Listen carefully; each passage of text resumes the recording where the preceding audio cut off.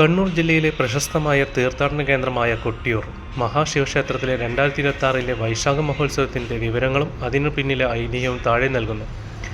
കൊട്ടിയൂർ വൈശാഖ മഹോത്സവം 2026. ഈ വർഷത്തെ കൊട്ടിയൂർ ഉത്സവം 2026 മെയ് 23 തുടങ്ങി ജൂൺ 24 സമാപിക്കുന്നു. പ്രധാന ദിവസങ്ങളും ചടങ്ങുകളും താഴെ പറയുന്നവയാണ്.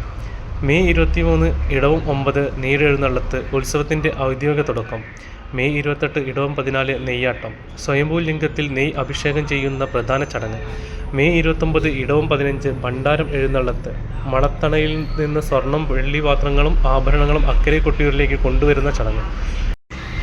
ജൂൺ 7 ഇടവം 24 ഇളനീർ വെപ്പ്. ജൂൺ 8 ഇടവം 25 ഇളനീരാട്ടം. ആയിരക്കണക്കിന് ഇളനീർ കൊണ്ടുള്ള അഭിഷേകം. ജൂൺ 20 മിഥുനം 6 മകംകലം വരവ്.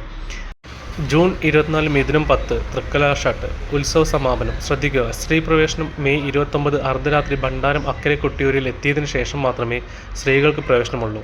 തുടർന്ന് ജൂൺ 20 ഉച്ചശീവേലി വരെ മാത്രമേ സ്ത്രീകൾക്ക് അക്കരെ കൊട്ടിയൂരിൽ പ്രവേശനമുണ്ടായിരിക്കുകയുള്ളൂ.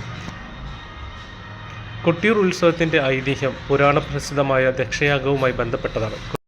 ദക്ഷിണകാശി എന്നറിയപ്പെടുന്ന കണ്ണൂർ ജില്ലയിലെ പ്രശസ്തമായ കൊട്ടിയൂർ ക്ഷേത്രവുമായി ബന്ധപ്പെട്ട ഐതിഹ്യം ദക്ഷയാഗവുമായി ചേർന്ന് നിൽക്കുന്ന ഒന്നാണ്. ഹൈന്ദവ പുരാണങ്ങളിലെ ഏറ്റവും പ്രധാനപ്പെട്ട ഒരു കഥയാണിത്. ദക്ഷൻ്റെ യാഗവും സതീദേവിയുടെ വിയോഗവും.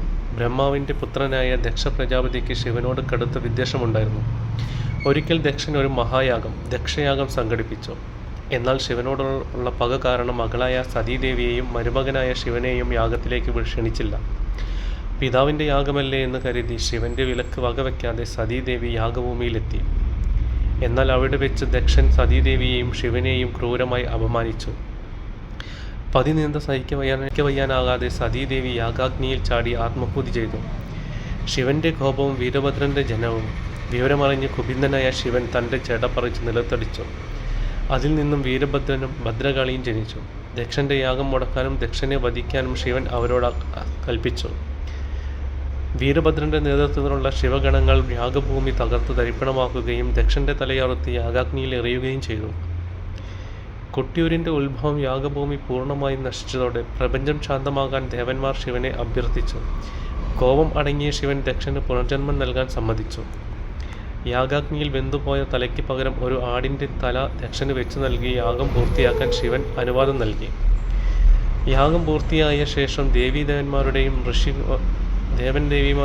ഋഷിമാരുടെയും സാന്നിധ്യത്തിൽ ശിവൻ അവിടെ സ്വയംഭൂവായി ലിംഗരൂപത്തിൽ കുടികൊണ്ടു എന്നാണ് വിശ്വാസം.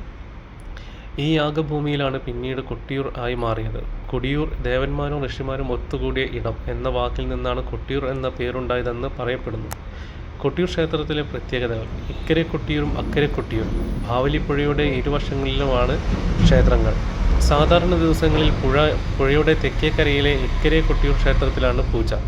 എന്നാൽ പ്രശസ്തമായ വൈശാഖ മഹോത്സവ കാലത്ത് മേടമിഥുന മാസങ്ങളിൽ മാത്രം അക്കരെ കൊട്ടിയൂരിൽ ആരാധന നടത്തുന്നു. മണിത്തറയും അമ്മാറക്കല്ലും. അക്കരെ കൊട്ടിയൂരിൽ ശ്രീകോവിലോ വലിയ കെട്ടിടങ്ങളോ ഇല്ല. പുഴയ്ക്ക് നടുവിലുള്ള മണിത്തറയിലെ സ്വയംഭൂവായ ശിവലിംഗവും അതിനടുത്ത് സതീദേവി ആത്മഹൂതി ചെയ്ത സ്ഥലവും എന്ന് വിശ്വസിക്കപ്പെടുന്ന അമ്മാറക്കല്ലും പരാശക്തി സങ്കല്പം മാത്രമാണുള്ളത്.